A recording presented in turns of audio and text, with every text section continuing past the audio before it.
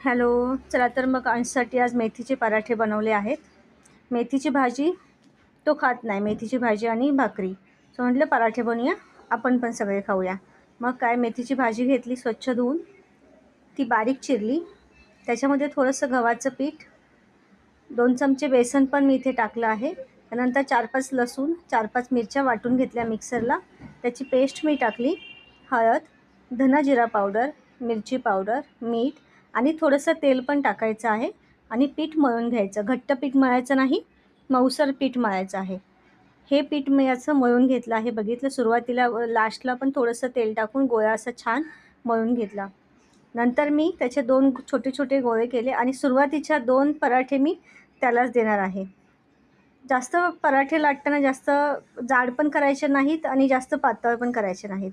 आणि भाजतानासुद्धा गॅसवरती मंद आचेवरती, मंद पण नाही, मिडियम फ्लेमवरती पराठे भाजायचे आहेत. म्हणजे काय होतं, पराठे मऊ आणि लुसलुशीत होतात, जास्त कडक होत नाही आणि खायला पण छान लागतात. तर कसे वाटले माझे पराठे? तुम्ही पण नक्की करून बघा.